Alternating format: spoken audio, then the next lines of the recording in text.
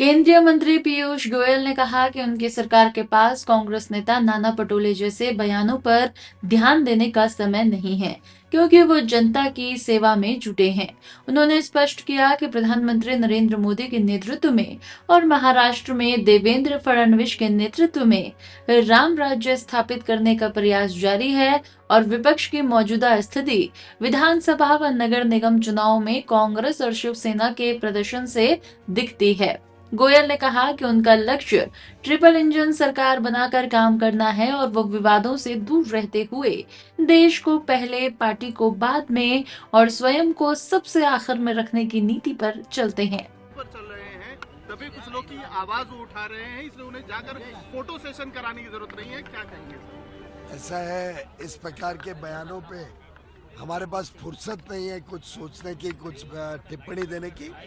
हम सब जनता के सेवा में जुटे हुए, हम सब जनता के उज्जवल भविष्य के लिए काम कर रहे हैं और भारत में प्रधानमंत्री नरेंद्र मोदी जी के नेतृत्व में और महाराष्ट्र में हमारे नेता देवेंद्र भाऊ फडणवीस और एकनाथराव शिंदे, रामदास आठवले जी, इनके नेतृत्व में हम राम राज्य स्थापित करने में लगे हुए।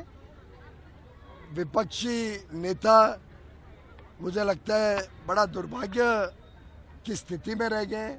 आपने देखा असेंबली में क्या हालत हुई, आपने देखा नगर निगम परिषद के चुनाव में क्या कांग्रेस और उबाटा शरद पवार जी की पार्टी की हालत हुई, और अब मुंबई कॉरपोरेशन में इन तीनों पार्टी के पास कैंडिडेट तक नहीं है खड़े करने के। ये स्थिति आ गई है। हमारा लक्ष्य है ट्रिपल इंजन की सरकार, मुंबई कॉरपोरेशन में अच्छे जनता की सेवा करने वाले लोगों को विजयी बना के लोगों के रोजमर्रा की समस्याओं से निजात पहुंचाना, उनके कामों काम करना और एक उज्जवल भविष्य देखे भारत को, महाराष्ट्र को और मुंबई को, और विशेषकर उत्तर मुंबई को हम नई ऊंचाइयों पर लेके जाएंगे। सर, विपक्ष के कई अभी भी ऐसे नेता हैं कि 2 साल हो जाने के बाद भी राम मंदिर जाने से परहेज कर रहे हैं, दूरी बनाकर रख रहे हैं। आप क्या कहना चाहेंगे ऐसे? जैसा मैंने कहा, हम इन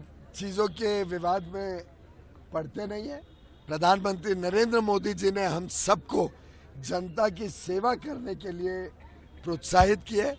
हमारा पक्ष और हमारे मित्र पक्ष देश को सर्वप्रथम, पार्टी को दूसरा और अपने आप को अंतिम मानते हैं, और उस धैर्य के साथ हम जनता की सेवा में जुटे हुए।